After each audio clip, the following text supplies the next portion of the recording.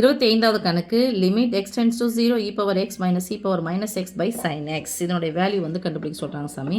நம்ம இந்த ஃபார்முலாவில் யூஸ் பண்ண போகிறது என்னென்னா e power X minus 1 by X equal to limit X tending to 0.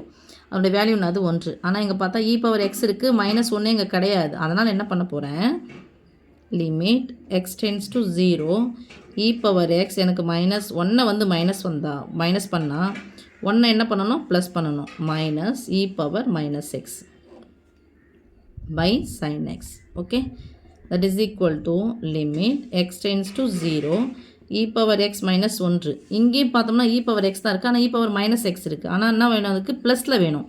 அதனால் இந்த மைனஸை வெளியே எடுத்துடுறேன். மைனஸை வெளியே எடுத்தா வந்துடும், மைனஸ் வந்துடுச்சு. இந்த ப்ளஸ் 1 இந்த ரெண்டும் ஒன்றா பார்க்க போகிறேன்.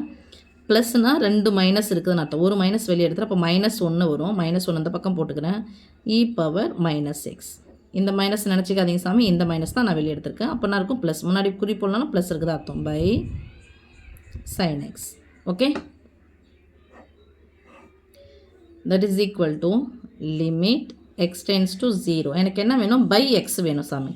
அதனால் என்ன பண்ணுறேன், e power X minus 1 minus of e power minus x minus 1 by x. எக்ஸால் நான் வகுத்தா எக்ஸால் என்ன பண்ணணும், பெருக்கணும். அப்போ தான் நான் கேன்சல் ஆகிட்டு மதிப்பு மாறாமல் இருக்கும். பை இங்கேயும் எனக்கு சைன் டீட்டா பை டீட்டான்னு வேணும். அப்போ பை எக்ஸ்ன்னு வேணும். Sine x by x. எக்ஸால் வகுத்தா எக்ஸால் என்ன பண்ணணும், பெருக்கணும். ஓகே, ஸோ இந்த எக்ஸ் என்ன ஆகிடும், கேன்சல் ஆகிடும். அப்போ பார்க்கும்போது இங்கே மைனஸ் இருக்குது, இது ஒரு டேர்மாக எடுக்கிறேன், இது ஒரு டேர்ம் எடுத்தால் இது பை இது பை இதுன்னு போடலாமா. அப்போ லிமிட் போடும்போது ஃபார்முலா என்னது, இதனுடைய வேல்யூ ஃபுல்லாக ப்ளஸ் 1. இதனுடைய வேல்யூ பாருங்கள், இ பவர் ப்ளஸ் எக்ஸ் இருந்துச்சுன்னா plus 1, e power minus X இருந்துச்சுன்னா minus 1. That is equal to limit நான் அப்ளை பண்ணிடுறேன் சாமி. அப்போது இதனுடைய வேல்யூ, ஏன்னா நடுவில் மைனஸ் இருக்குது, இந்த எக்ஸ் ஆனது இதுக்கு சொந்தம். லிமிட் நான் அப்ளை பண்ணிட்டேன்னா ஃபார்முலா பேஸில் எழுதும்போது இது 1 வரும். மைனஸ் ஆஃப் இது e power plus x plus 1, e power minus x minus 1 by இதனுடைய வேல்யூ என்னது 1 மைனஸ் இன்ட்டு மைனஸ் ப்ளஸ், ரெட்டப்பட மைனஸ் ப்ளஸ் தானே, 1 பை 1.